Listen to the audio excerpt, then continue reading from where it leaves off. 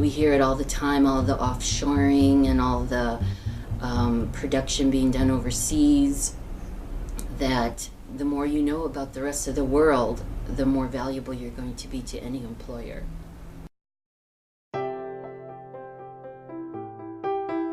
Okay, my first international experience was actually when I was in high school. I was able to go to Russia for 2 weeks. And this was in the 70s when it was still communist Russia.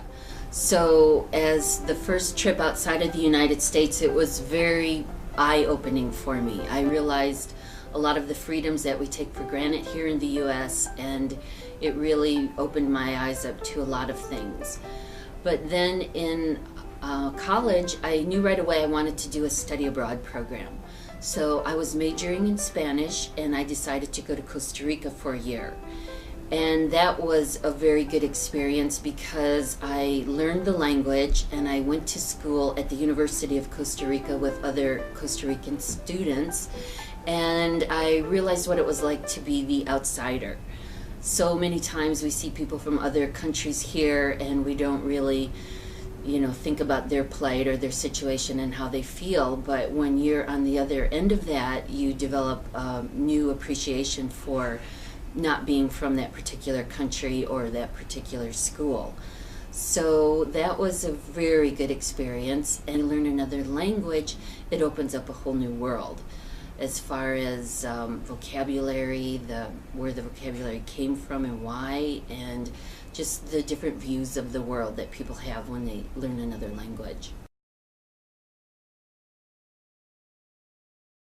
Well, I think it's important for students in every major to go to another country, whether it be art or science or economic or literature or whatever, because they all have the same lessons to learn, and that is just stepping outside of what they know.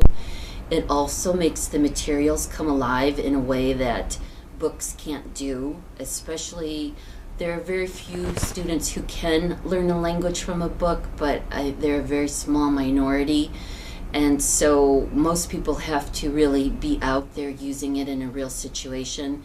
And it's not just the language, but it's experiencing the art, not just in the museums, but out in the countryside or at the theater. And engineering, you could see how the cities are built or how their ancient ruins are built. And I think studying abroad has a lot to offer people in all majors.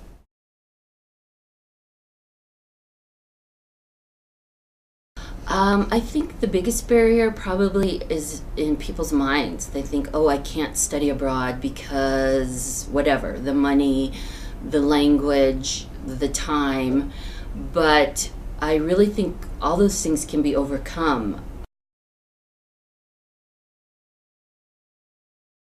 Oftentimes studying abroad is not much more expensive than it is studying here on campus, especially if you go through a University of Illinois program. A lot of times they charge just the regular tuition, the same tuition, and in fact it could be less expensive to live overseas. The language, maybe some people think it's a barrier, but you can learn another language, or there's a lot of programs you can go and maybe get by with English. But I think the most important thing is to being open to learning another language. And time commitment, yes, I know a lot of people have a really tight major schedule, but there are so many summer programs and there's so many short programs. They are using the month of January now for a lot of short-term study abroad programs, the month of May before summer school and internships start, and they're making more opportunities for people to study abroad. And I think once people go on a short-term study abroad, realize that it is possible, it is valuable, then they might be more likely to look for something more long-term, like for a full semester or a year.